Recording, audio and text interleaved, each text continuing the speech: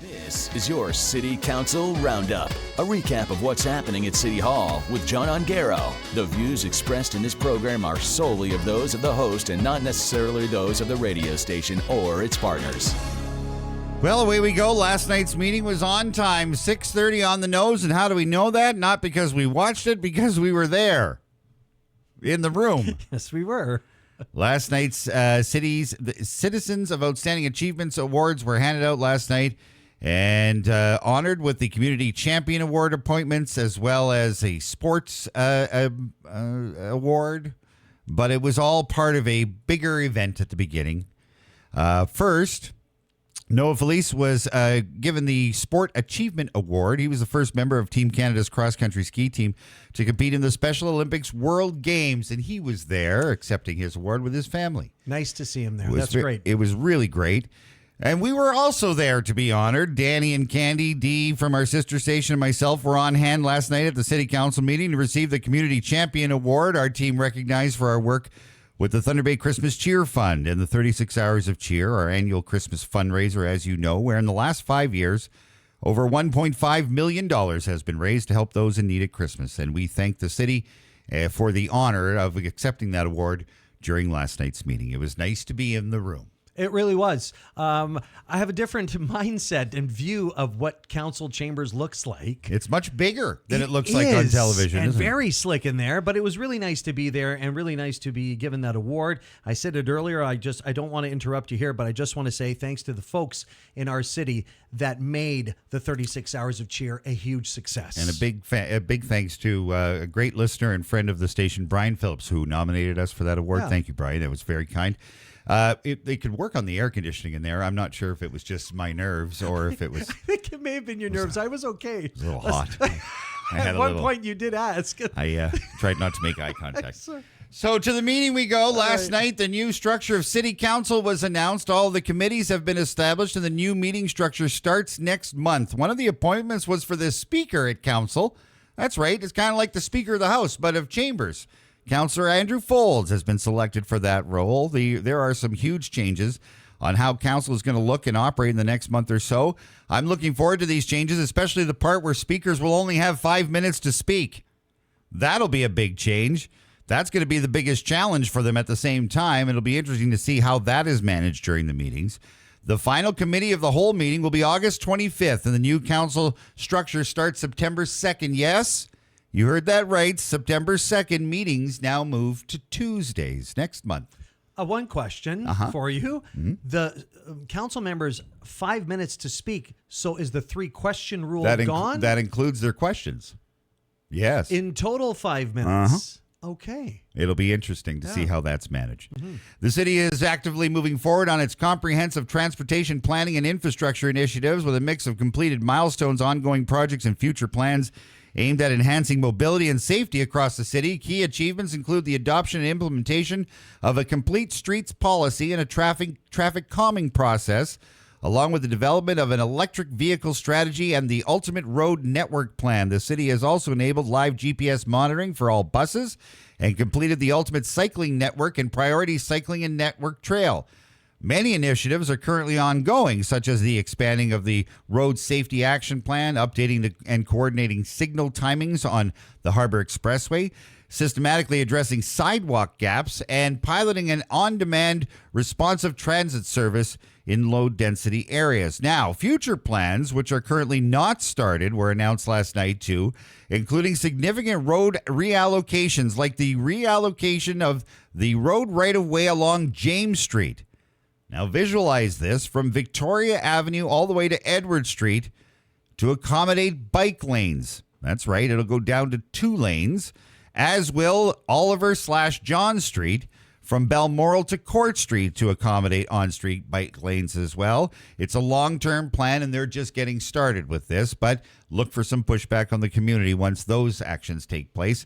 You remember the controversy that happened when Victoria Avenue went from 4 lanes to 2. Now James Street and Oliver Road/John Street is also up for grabs. That's going to be a big adjustment. That is a busy stretch of road there It to is. reduce from 4 to 2. It is, but a long-term plan. We'll see Yeah. how it goes. Okay. The City Council is gearing up for its money plans for 2026 and 2027 with a new report laying out some clear targets. The main goal is to keep city property taxes and services in control to no more than 2.6% for next year and 2.1% for 2027. This target is based on average inflation over the past 4 years. City staff are also asking other local organizations that get city money, like the police and social services committees, to try to stick to that 2.6% increase to help manage the overall tax bill. To tackle our city's aging infrastructure, roads and pipes and all those things that need fixing, the plan is to create a new 2-year budget for big projects in 2026 and 27. They want to boost capital spending by 5% each year, partially using a bit of the Thunder Bay or T-Baytel dividend, and make sure that at least 80% of that money goes to fixing what's old, even though the city is facing about a 4.5% in cost increases from things like wages and materials. City staff are working to find ways to save money and hit these targets without cutting important services. You'll get to see the proposed capital budget by November 14th and the main operating budget by January 9th, with final approvals expected in December and February, respectively. The public will have their say through surveys and events like Thunder Bay Talks. Those events, highly successful for people to get the word out. Notable point as well, Mayor Ken Boshkoff has said he won't be using his special strong mayor powers for the 2026 budget.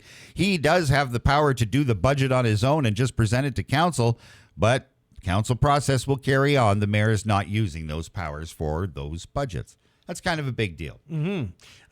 He also said that he probably didn't have any plans to use his strong mayor powers, right? And good on him. Yeah. Yeah, it makes it also very interesting to see who follows in the footsteps of the mayor and who the next mayor is and how they use those powers. Okay. All right. This one was a bit of an interesting one, and it happened so quick I almost missed it. The Thunder Bay City Council looking to fast track a naming rights deal for its new multi-use indoor turf facility, with a recent corporate report recommending an exception to its usual policy that requires public advertising. City administration was approached directly by a potential sponsor. And this particular offer is not only from an appropriate sponsor who meets all the policy's criteria for reputation and community involvement, but it also, quote, significantly exceeds the minimum valuation for such naming rights to the turf facility, even outperforming other similar examples. This means the city can potentially secure a lucrative deal quickly, with the funds expected to go towards the facility's operating costs, helping with its long-term financial sustainability and contributing to the annual operating budget starting in 2026. Now, the public already aware that the city was seeking naming rights for the facility as of February of this year. This recommendation allows them to skip the formal advertising step to negotiate directly.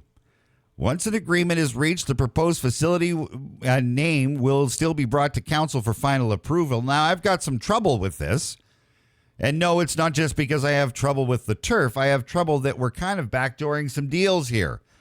Not that the turf has not already seen its fair share of drama. Why wouldn't we open this up to other organizations and corporations by advertising it?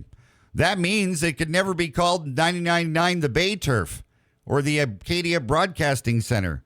How do you know we wouldn't invest in that? Should we be making these exceptions for people that we don't know anything about? Why wasn't there advertising? Well, that's what this motion was about. There was no discussion last night, no questions, and council approved the exception, and we should be hearing the new name of the turf soon.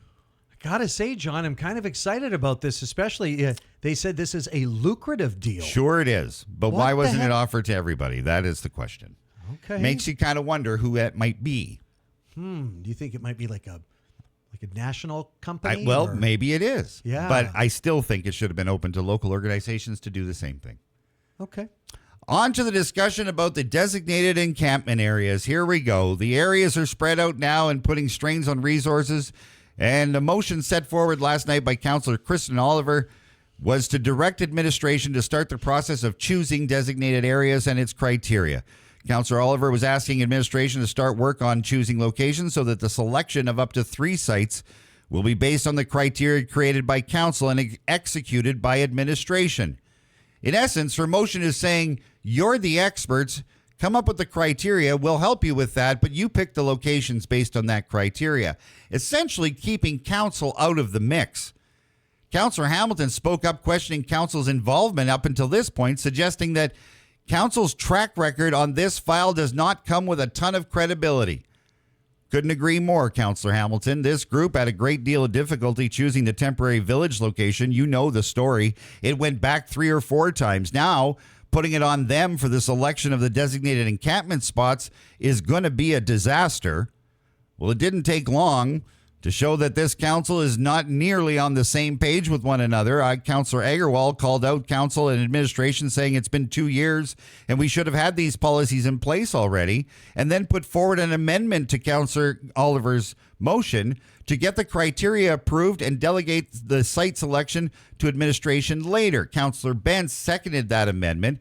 He says the site selection is, quote, an important political decision, so that council can debate the sites and not leave it up to administration, and that it belongs in council chambers. I couldn't disagree with Councillor Bentz more. Just look at what happened with the temporary village and how we were backdoored on its location after multiple attempts at multiple areas that were turned down by this council, and then all of a sudden we have a new one that nobody ever heard of. Councillor Hamilton then went on to say, quote, he has zero confidence in council making this decision, and then it began. Councillor Benz took great offense to his comments, saying that, well, you shouldn't be talking this way. If you have zero confidence in this council, then that's concerning. But I have to say, Councillor Hamilton is right when he says, I don't think we have it in it. We don't have it in us to do this, to make these major decisions. He's right. They don't. Regardless of some not agreeing with him, go figure, that amendment to the original motion lost on a tie. 3 people missing last night. Councillors Chung and Gertuga and Mayor Boschkoff were missing. Therefore, only 10 people in the room. The amendment loses in a tie. Now, the decision comes forward in the next couple of weeks. There'll be 3 more councillors in the room, and we're going to start this all over again. Seems like Councillor Hamilton's observation of having zero confidence in this council making a decision is pretty accurate, because they couldn't make one last night. It went back to the original motion. The original motion set forward by Councillor Oliver. Ironically, but not really, it lost again in a tie. And what's interesting is that the room was completely split. And I mean literally split. The left hand of the screen said no, and the right hand of the screen said yes, and it lost in a tie. That should tell you a lot of what's going on in chambers. Here's my take on this. This council is not experts. And if I can say, at anything. We pay experts very well to tell us what's best, to do the homework, to do the studies, and to figure out that what these and encampments need, and to tell us the best possible locations. City councilors should not be making that decision, because you know what's going to happen. The not in my backyard syndrome is going to come full force, and it'll go back and forth between the north end of town, the south end of town, rural or not rural. It's going to go on and on if you leave it up to councilors to make the decision on the locations of designated encampment spaces. The professionals should be making this decision. If you don't like what the professionals are bringing to you, you can always vote it down. If you think the professionals are doing a poor job, you can always fire them. But city councilors need to stop thinking they are experts on this file. They are not. They proved that they were not experts when picking the temporary village location, and they also proved that they're not experts in figuring out the location because they backdoored the location. And now there's a bunch of businesses in the center of town that are very upset that they didn't get the same credibility as the Fort William BIA did in front of council. So last night, 5 in favor, 5 against. It's lost again in a tie. Administration now starts the process of figuring out the designated encampment spaces, and we'll start bringing back to council. Now, the new encampment rules will not be happening until at least the spring, so don't think anything is going to change this year. That's to allow the temporary village to be built first. That's part of the city's 10-part plan. If you thought the site selection of the temporary village was tough, Just wait until the designated encampment locations come forward. That's going to be even rougher. And again, your council will show its true colors. The meeting was done last night at 9:47. Well, a lot to unwrap, a lot to uncover there, and you got a lot covered this morning on your council roundup. Thank you, John. Another reminder as well, you can get a wrap-up of the council roundup. You can text the word council to our T-Baytel Talkin' text line, 807-344-8229. You'll get a direct link, and you can also find it at yourthunderbay.ca. Meeting next week? No, Next 2 weeks, and then everything changes. Yeah. September 2nd, the new meetings on Tuesday nights in September.